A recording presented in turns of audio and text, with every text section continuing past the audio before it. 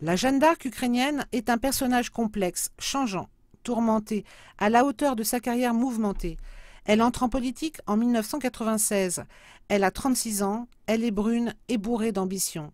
Elle a déjà un passé de businesswoman. Mariée à 19 ans avec le fils d'un bureaucrate soviétique, elle utilise très vite ses relations, parfois très corrompues, pour s'imposer à la tête d'un poids lourd de l'énergie, la SEU, durant 2 ans. Un épisode dont s'emparera la Russie de Poutine pour lancer un mandat d'arrêt contre la princesse du gaz lorsqu'elle prend la tête de la révolution orange en 2004 aux côtés de Viktor Youtchenko.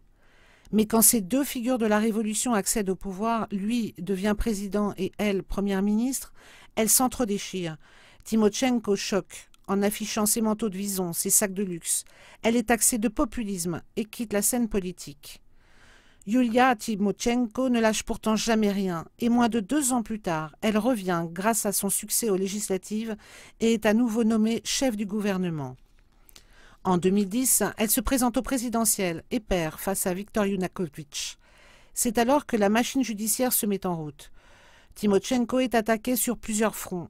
En 2011, elle est condamnée à 7 ans de prison pour avoir signé en sa qualité de chef du gouvernement l'accord gazier avec la Russie à des conditions jugées défavorables à son pays. Elle est aussi soupçonnée de complicité dans le meurtre d'un député.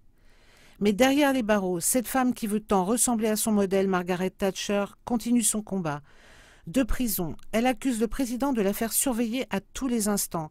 Elle dénonce une vengeance du pouvoir, se dit victime d'un lynchage judiciaire et observe une grève de la faim de 3 semaines pour protester contre des violences dont elle affirme avoir été victime.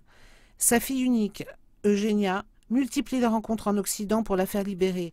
Les ONG s'en mêlent, les capitales également, et les relations entre Kiev et les Occidentaux se tendent à l'extrême.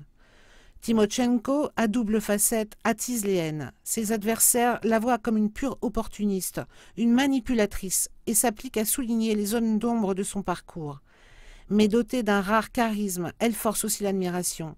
La Dame de Fer bouleverse le monde entier lorsque le 22 février dernier, à peine libérée de prison, elle s'adresse aux manifestants rassemblés devant elle. Émue et affaiblie, elle leur demande pardon pour le sang versé. Les héros ne meurent jamais, leur lance-t-elle.